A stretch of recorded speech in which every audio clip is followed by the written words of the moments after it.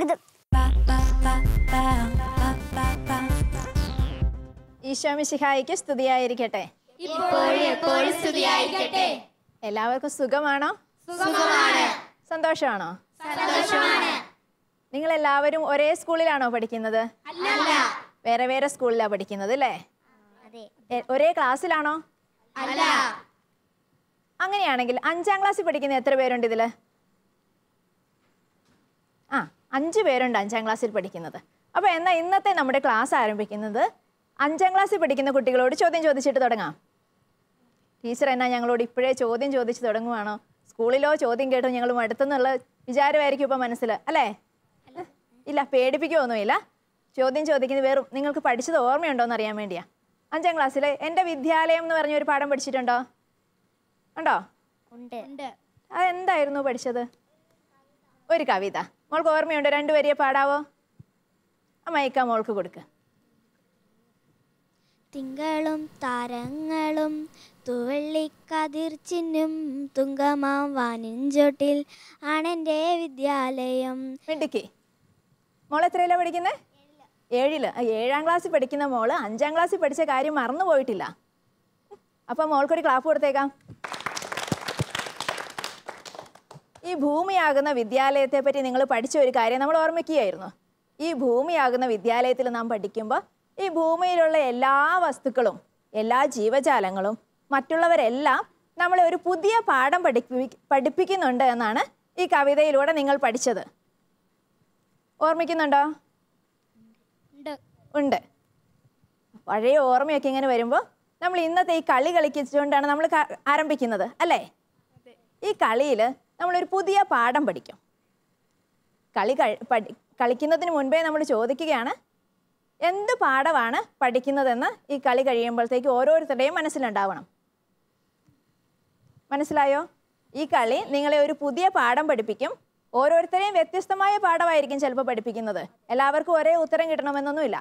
പക്ഷേ ഓരോരുത്തരും പഠിക്കുന്ന പാഠം എന്താണെന്ന് കളിച്ചൊക്കെ കഴിയുമ്പോൾ നമ്മൾ ചോദിക്കും. എന്നാൽ കളി തുടങ്ങാം. കൂട്ടുകാരെ, നമ്മെ ചിന്തിപ്പിക്കുന്ന, രസിപ്പിക്കുന്ന ഒരു ഗെയിം നമുക്ക് കളിച്ചാലോ? എന്താ, റെഡിയല്ലേ?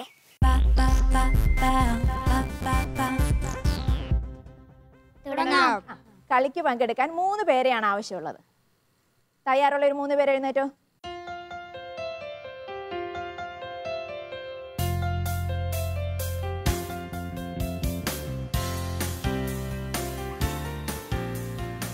കളിക്കുള്ള നിർദ്ദേശം ഇതാണ്. ഏറ്റവും ആദ്യം ഒരു ഗ്ലാസ്, അതിന് മുകളിൽ ഒരു പേപ്പർ പ്ലേറ്റ്, അതിന് മുകളിൽ 2 ഗ്ലാസ്, അതിന് മുകളിൽ വീണ്ടും നിങ്ങൾക്ക് പ്ലേറ്റ് എടുക്കാം. വീണ്ടും ഒന്ന് കൂട്ടി കൂട്ടി കൂട്ടി അടുക്കി അടുക്കി വെക്കുക. ആദ്യം അടുക്കി തീരുന്നവരായിരിക്കും മത്സരത്തിൽ ജയിക്കുന്നത്. കളി എങ്ങനെയാണെന്ന് മനസ്സിലായോ? നിങ്ങൾക്ക് മനസ്സിലായോ അവരെങ്ങനെയാ കളിക്കേണ്ടതെന്ന്? മനസ്സിലായി. അപ്പൊ നിങ്ങൾ ഇവിടെ ഇരുന്ന് പ്രോത്സാഹിപ്പിച്ചുകൊണ്ടിരിക്കണം. നിങ്ങൾ കളിക്കുകയും ചെയ്യണം. അപ്പൊ നമുക്ക് കളി തുടങ്ങാം അല്ലേ? റെഡി? 1 2 3 സ്റ്റാർട്ട്.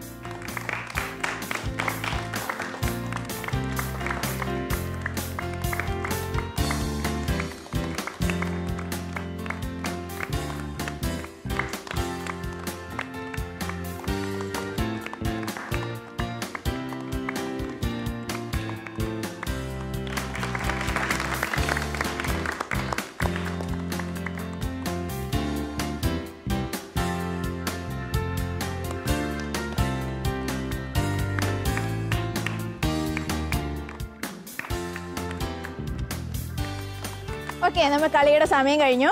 കളി അവസാനിപ്പിക്കാം. ആരെ കളിയിൽ ജയിച്ചത്? അനോൾഡ. എല്ലാവരും നന്നായിട്ട് കളിച്ചു അല്ലേ? അനോൾഡ ജയിക്കുകയും ചെയ്തു. അപ്പോൾ ഈ കളിയിൽ പങ്കെടുത്ത 3 പേർക്ക് നമുക്ക് നല്ലൊരു ക്ലാപ്പ് കൊടുക്കാം.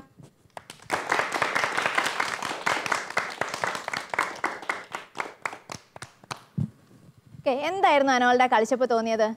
ആദ്യം പേടി തോന്നി, പിന്നെ പിന്നെ ചെയ്തപ്പോൾ കുറച്ച് ശരിയായി. അങ്ങനെ വേഗം ചെയ്യാനും ഭംഗിയായിട്ട് അറേഞ്ച് ചെയ്യാനും സാധിച്ചു അല്ലേ? നിർമ്മലിന് എന്താ തോന്നിയത്? ചെയ്യാൻ പറ്റാണ്ടായപ്പോൾ വിഷമം തോന്നി. മറ്റു 2 പേരും കഴിഞ്ഞല്ലോ എന്ന് ഓർത്തപ്പം എന്നാ അങ്ങ് ഇപ്പൊ മതിയാക്കിയേക്കാവല്ലോ എന്ന് വിചാരിച്ചു അല്ലേ? മിടുക്കനായിക്കോട്ടോ. മോൻ എന്താ തോന്നിയത്? പേടിയായിരുന്നു, വീഴുമെന്നുള്ള ആദ്യത്തെ പേടിയായിരുന്നു. ആദ്യം വീഴുകയും ചെയ്തു, പിന്നെ ആദ്യം വീഴുകയും ചെയ്തു, പിന്നെയും പരിശ്രമിച്ചു, പിന്നെ അത് നന്നായിട്ട് ചെയ്യാൻ പറ്റി ഇല്ലേ? മിടുക്കൻ. 3 പേർക്ക്, ഇവർക്ക് 3 പേർക്ക്. നിർമ്മൽ വിഷമിക്കാനൊന്നുമില്ല, നിർമ്മൽ നന്നായിട്ട് ചെയ്തു. ചാടിപ്പോയപ്പോൾ ഒരു ടെൻഷൻ വന്നതുകൊണ്ട് പിന്നെ ചെയ്യാൻ പറ്റിയില്ല എന്നല്ലേ ഉള്ളൂ. നല്ല മിടുക്കനായി ഇനി ചെയ്യാം കേട്ടോ. 3 പേരും തിരിച്ചു പോരെ. കളി നിങ്ങൾക്ക് ഇഷ്ടപ്പെട്ടോ? ഇഷ്ടപ്പെട്ടു. ആദ്യമേ ഞാൻ പറഞ്ഞായിരുന്നു കളി കഴിയുമ്പം എന്ത് പാഠമാണ് നിങ്ങൾ പഠിച്ചതെന്ന് ഞാൻ ചോദിക്കുമെന്ന് പറഞ്ഞായിരുന്നു അല്ലേ?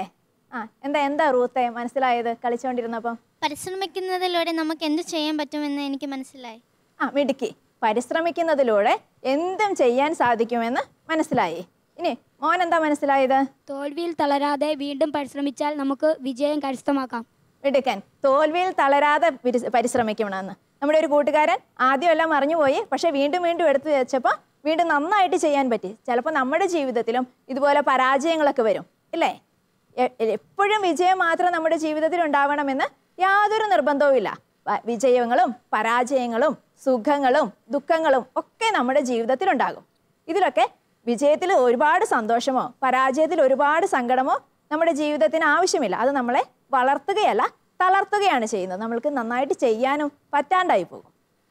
അതുകൊണ്ട് എല്ലാ കാര്യത്തിലും ജീവിതത്തെ സമചിത്തതയോടെ, അതായത് സന്തോഷം വന്നാലും സങ്കടങ്ങൾ വന്നാലും എല്ലാം സമചിത്തതയോടെ ഒരേ മനസ്സോടെ ഇതൊക്കെ ദൈവം നമ്മുടെ ജീവിതത്തിൽ അനുവദിച്ചതാണെന്ന ചിന്തയോടുകൂടി സ്വീകരിക്കണമെന്നൊരു വലിയ പാഠമാണ് ഈ ഗെയിം നമ്മളെ പഠിപ്പിച്ചത്. കൂട്ടുകാരെ, ചില കാര്യങ്ങൾ നിങ്ങൾ ചെയ്യേണ്ടി വരുമ്പോൾ അല്ലെങ്കിൽ നിങ്ങളെ ഏൽപ്പിക്കുമ്പോൾ എന്തു ചെയ്യുമെന്നോർത്ത് വിഷമിച്ചിട്ടുണ്ടോ? എന്നെ കൊണ്ടിത് പറ്റില്ല എന്ന് ചിന്തിച്ചിട്ടുണ്ടോ? എങ്കിൽ നിങ്ങൾക്കായി ഈ സെഗ്മെന്റ് ഞങ്ങൾ സമർപ്പിക്കുന്നു. ഒന്ന് ശ്രദ്ധിക്കൂ. ഈ കഴിഞ്ഞ ദിവസം ഞാനൊരു വീട്ടിൽ പോയപ്പോൾ മനോഹരമായ ഒരു ചിത്രം കണ്ടു. ഒരു കുട്ടി വരച്ചതാണ്. ആ വരയിലെ പൂക്കളൊക്കെ ഉണ്ട്.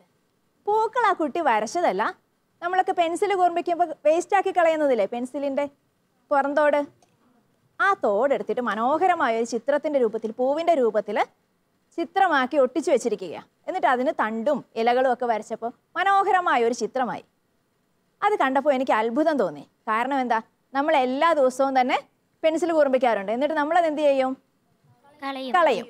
എന്നാൽ ഒരു കുട്ടി അതെടുത്ത് മനോഹരമായി അറേഞ്ച് ചെയ്തപ്പോൾ അത് മനോഹരമായ ഒരു ചിത്രമായി മാറി. അന്നേരം ഞാൻ വിചാരിച്ചു, നിങ്ങൾക്ക് ഇങ്ങനെ ഒരു ആക്ടിവിറ്റി തന്നാലോ എന്ന്. ഇപ്പം നമ്മൾ കൈ തുടച്ച് വലിച്ചെറിയുന്ന ടിഷ്യൂ പേപ്പർ കണ്ടിട്ടില്ലേ? അങ്ങനെ ഓരോ പേപ്പർ നിങ്ങൾക്ക് തരാൻ പോവുക. വേഗം വേഗം പാസ് ചെയ്യണേ. എല്ലാവർക്കും ഒരു ടിഷ്യൂ പേപ്പർ കിട്ടിയോ? ഇനി നിങ്ങൾക്കുള്ള നിർദ്ദേശം ഇതാണ്. ഈ പേപ്പർ ഉപയോഗിച്ച് നിൽക്ക് ഞാൻ പറയാം. ഈ പേപ്പർ ഉപയോഗിച്ച് 1 മിനിറ്റ് 1.5 മിനിറ്റ് സമയത്തിനുള്ളിൽ നിങ്ങൾക്ക് ഇഷ്ടമുള്ള ഒരു രൂപം നിർമ്മിക്കണം. നിങ്ങൾ സ്കൂളിലൊക്കെ ഒരുപാട് മോഡലുകളും രൂപങ്ങളൊക്കെ നിർമ്മിക്കുന്നവരാ. അപ്പോൾ 1.5 മിനിറ്റ് സമയത്തിനുള്ളിൽ മനോഹരമായ ഇഷ്ടമുള്ള ഒരു രൂപം നിർമ്മിക്കണം. തുടങ്ങാം. Let's start.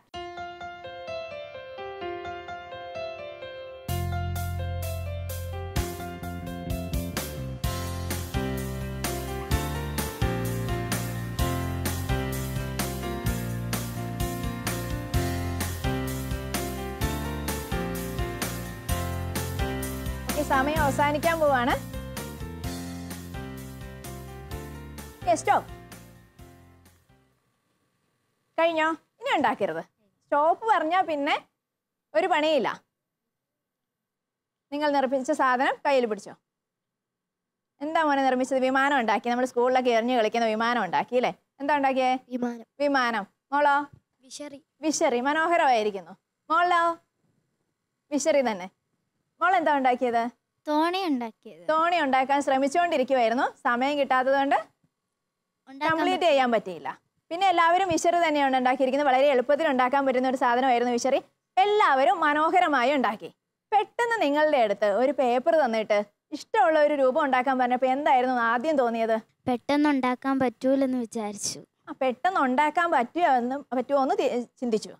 മോക്ക് എന്താ തോന്നിയത്? എനിക്ക് തോന്നിയത് എനിക്ക് സമയം കിട്ടാത്തത് കൊണ്ടാണ്. ഞാൻ നല്ലതുണ്ടാക്കുമായിരുന്നു. നല്ലതുണ്ടാക്കാൻ അറിയാമായിരുന്നു, കൃത്യമായ സമയത്തിനുള്ളിൽ ഉണ്ടാക്കാൻ പറ്റിയില്ല. മോൾക്കോ? എനിക്ക് എന്താ അത് ഉണ്ടാക്കാൻ പറ്റും, എന്താ ഇത്ര പെട്ടെന്ന് ഉണ്ടാക്കാൻ പറ്റും, 1 മിനിറ്റിനുള്ളിൽ. സമയക്കുറവ് ഒരു പ്രശ്നമായിട്ട് തോന്നി, എന്നാലും നന്നായിട്ട് ഉണ്ടാക്കാൻ സാധിച്ചു. നിങ്ങൾ ഉണ്ടാക്കി, നിങ്ങൾക്ക് നന്നായിട്ട് ഉണ്ടാക്കാൻ സാധിച്ചു എന്നുള്ളവരൊന്ന് കൈപൊക്കിക്കേ. ഓക്കെ, കൈതാത്തിക്കും.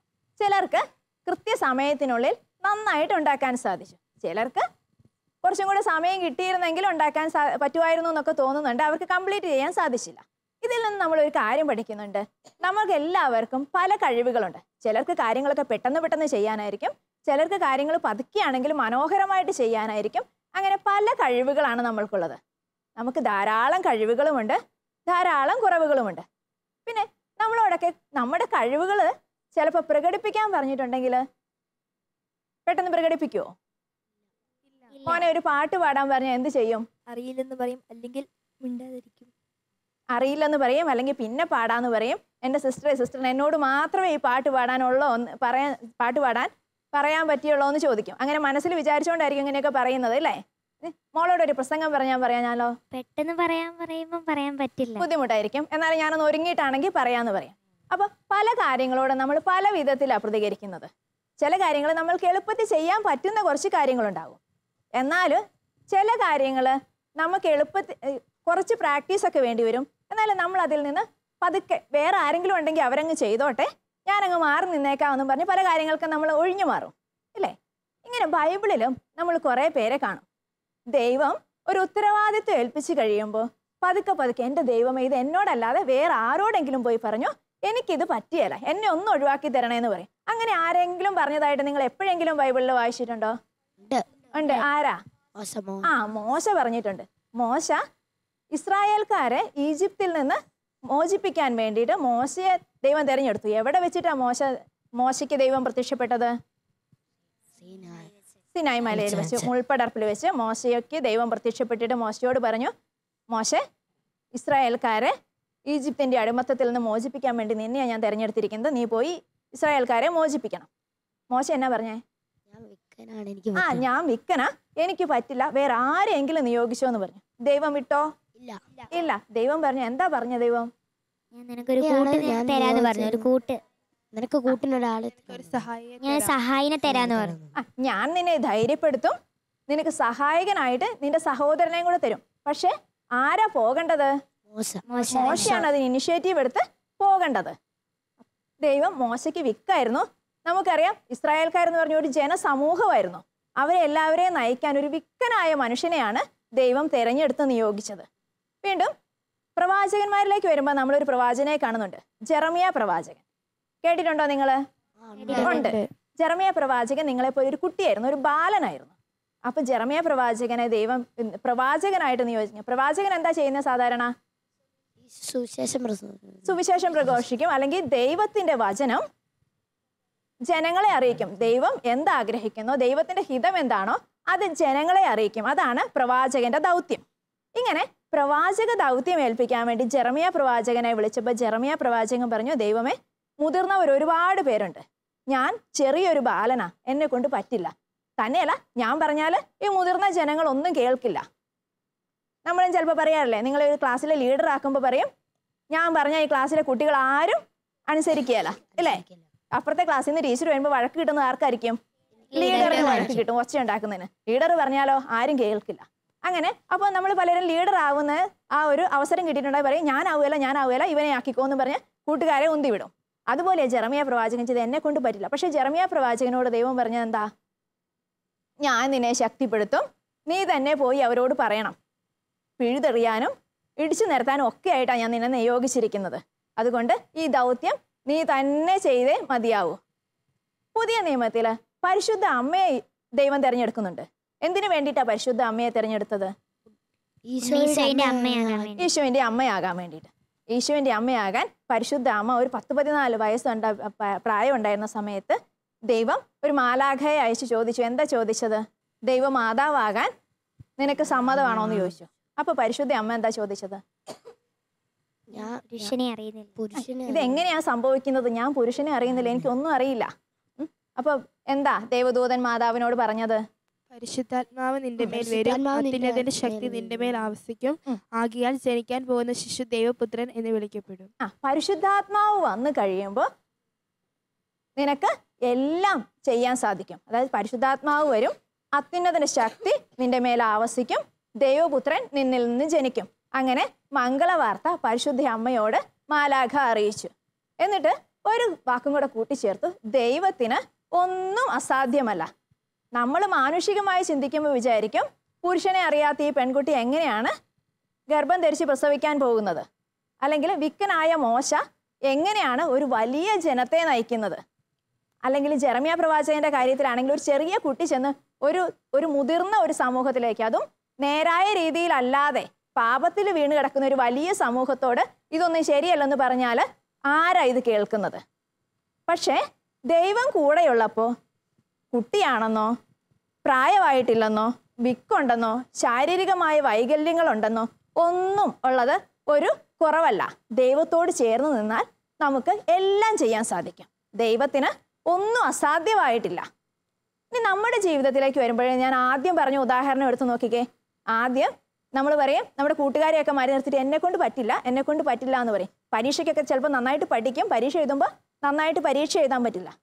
ഇങ്ങനെയുള്ള സാഹചര്യങ്ങൾ നമ്മുടെ ജീവിതത്തിൽ ടെൻഷനും വേദനയും ഉൾവലിയുന്ന പ്രവണതയൊക്കെ നമ്മൾക്ക് തോന്നി തുടങ്ങുമ്പോൾ നമ്മൾ എന്ത് ചെയ്യണം? ദൈവത്തോട് ചേർന്ന് നിൽക്കണം. ദൈവം നമ്മളോട് പറഞ്ഞിട്ടുണ്ട്, വചനത്തിലൂടെ വിശുദ്ധ പൗലോസ്ലീഹ നമ്മളോട് പറഞ്ഞു തന്നിട്ടുണ്ട്, എന്നെ ശക്തനാക്കുന്നവനിലൂടെ എനിക്കെല്ലാം ചെയ്യാൻ സാധിക്കും. എന്നെ ശക്തനാക്കുന്നവനിലൂടെ എനിക്ക് എല്ലാം ചെയ്യാൻ സാധിക്കുമെന്ന് പറഞ്ഞു തന്നിട്ടുണ്ട്. വീണ്ടും പൗലോസ്ലീഹ ഒരു കാര്യം കൂടെ ഓർമ്മിപ്പിക്കുന്നുണ്ട് നമ്മളെ. എന്താ? നിനക്ക് എൻ്റെ കൃപ മതി. ഈ വചനം നിങ്ങൾക്ക് പരിചയമുണ്ടോ? നിനക്ക് എൻ്റെ കൃപ മതി എന്നാ ബാക്കി പറഞ്ഞ മോളെ. നിനക്ക് എൻ്റെ കൃപ മതി, എന്തെന്നാൽ ബലഹീനതയിലാണ് എൻ്റെ ശക്തി പ്രകടമാക്കുന്നത്. അതായത് നമ്മൾക്ക് എവിടെ കുറവുണ്ടോ അവിടെ നമ്മുടെ കൂടെ പ്രവർത്തിക്കാനും നമ്മുടെ കൂടെ നിൽക്കുവാനും ദൈവം നമ്മുടെ കൂടെ ഉണ്ടാകും. അതാണ് ആ വചനത്തിന്റെ അർത്ഥം. നിനക്ക് എൻ്റെ കൃപ മതി, എന്തെന്നാൽ ബലഹീനതയിലാണ് എൻ്റെ ശക്തി പ്രകടമാകുന്നത്. എൻ്റെ ശക്തി എന്ന് പറഞ്ഞാൽ ആരുടെ ശക്തിയാ? ദൈവത്തിന്റെ ശക്തി. ദൈവത്തിന്റെ ശക്തി ഉള്ളപ്പോൾ നമ്മൾ എന്തിനാ പേടിക്കുന്നത്? അല്ലേ?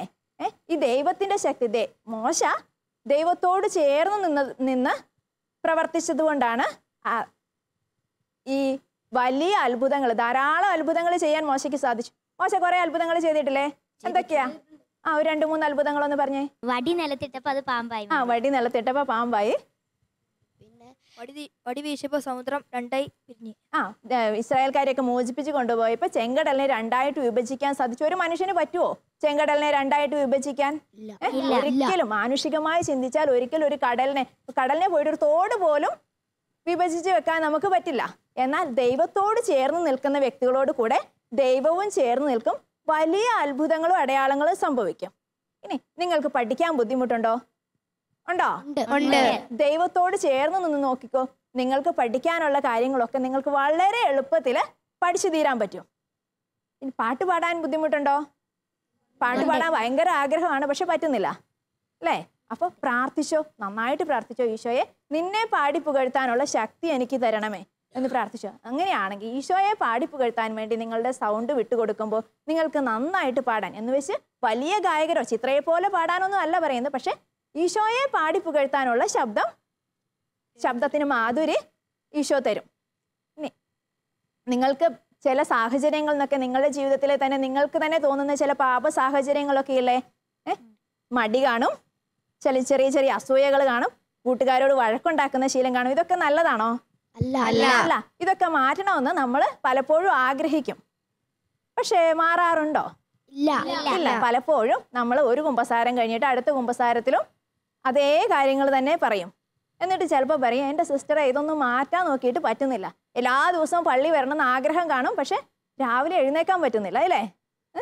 ഇതൊക്കെ മാറ്റി നമ്മുടെ ജീവിതത്തിലെ ചെറിയ ചെറിയ പാളിച്ചകളൊക്കെ മാറ്റി ഈശോയോട് ചേർന്ന് നിൽക്കാൻ ആഗ്രഹിക്കുന്നുണ്ടെങ്കിൽ ഈ ചെറിയ ചെറിയ പാളിച്ചകളൊക്കെ മാറ്റാൻ പറ്റും. എങ്ങനെയാ?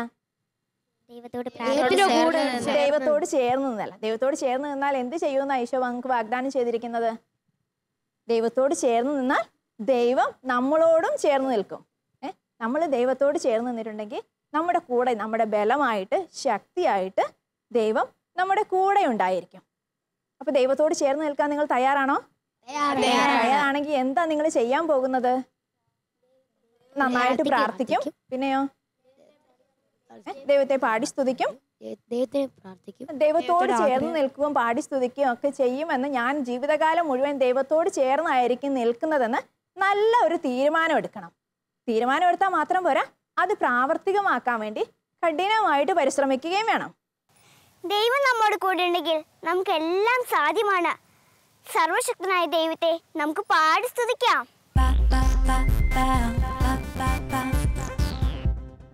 ഇനി നമുക്കൊരു പാട്ട് പാടി ദൈവത്തെ മഹത്വപ്പെടുത്തിയാലോ? പാടാം. അങ്ങനെയാണെങ്കിൽ പാട്ടിന്റെ വരികൾ ഞാൻ പറഞ്ഞു തരാം, നിങ്ങൾ ഏറ്റുപാടണം. വരി എങ്ങനെയാണ്? My God is so big and so strong and so mighty and there is nothing that God cannot do. ദൈവത്തിന് ഒന്നും അസാധ്യമല്ല എന്നാണ് നമ്മൾ പാടാൻ പോകുന്നത്. ഒരു തവണ പാടിത്തരാം, നിങ്ങളത് കേട്ട് പാട്. My God is so big and so strong and so mighty. My God is so big and so strong and so mighty. My God is so big and so strong and so mighty. There's nothing my God cannot do. My God is so big and so strong and so mighty. There's nothing my God cannot do. My God is so big and so strong and so mighty. There's nothing my God cannot do. My God is so big and so strong and so mighty. There's nothing my God cannot do. In the beginning, God made everything. God simply spoke and the world came to be. He sent a flood and made everything new. He parted the sea and let his people walk through. He helped a boy bring a giant right down. Joshua marched, the walls fell to the ground. These acts of power are worthy of praise. But if you want to question my God and his ways, I'll look you in the eye and say, my God is so big and so strong and so mighty. There's nothing my God cannot do. My God is so big and so strong and so mighty. There's nothing my God cannot do. Though we are sinners, he still gave us worth. God sent his son to live here on the earth. He healed the sick, he made blind men see. He let the lame walk and he set the world free. He died on a cross and he rose from the grave. He conquered sin, he is mighty to save.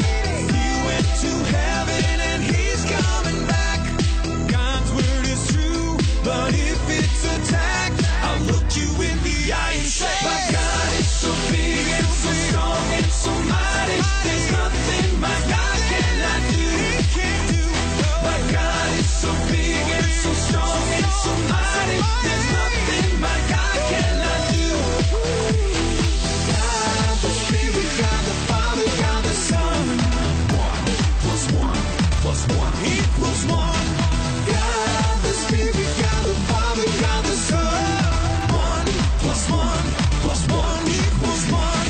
My God is so big and so strong and so mighty. There's nothing my God cannot do. I'm not afraid because God is so big and so strong and so mighty. There's nothing my God cannot do. My God is so big and so strong and so mighty. There's nothing my God cannot do.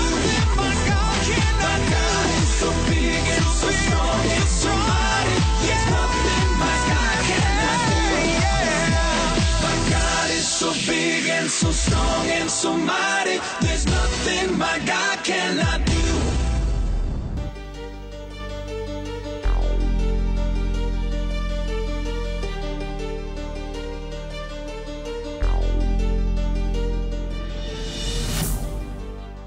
യേശുവിനെ കേട്ടറിയാൻ, യേശുവിനെ കണ്ടറിയാൻ, യേശുവിനെ തൊട്ടറിയാൻ, വാ വാ വാ വാ.